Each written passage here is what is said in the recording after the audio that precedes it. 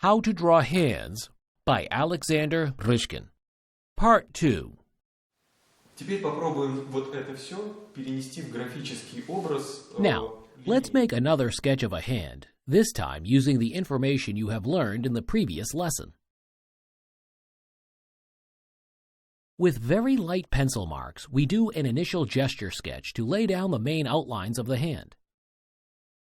This outline describes the round joint between the metacarpal bone and the phalange.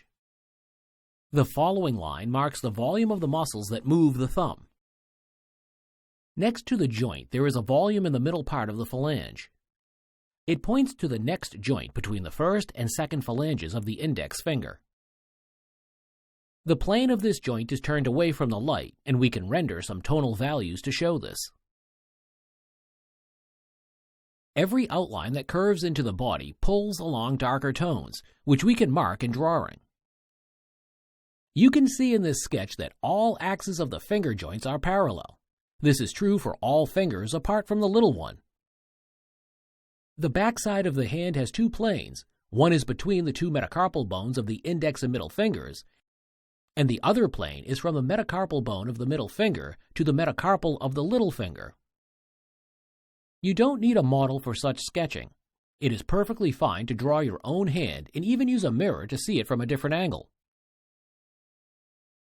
Of course, this artwork is not finished, and I can continue rendering and fine-tuning the shapes to perfection. But for the purpose of this lesson, it is completed. From this point of view, we do not see the fingers in their full length.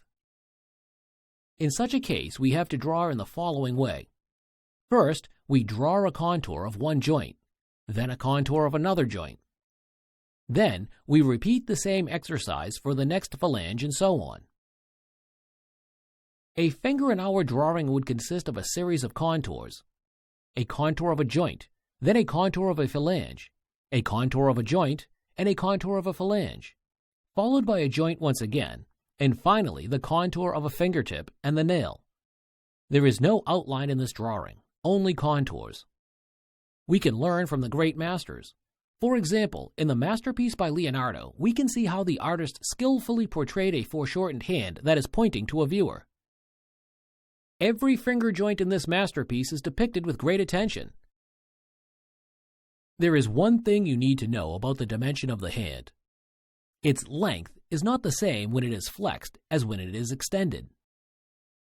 The difference in length is because of the wrist, which has its length as well.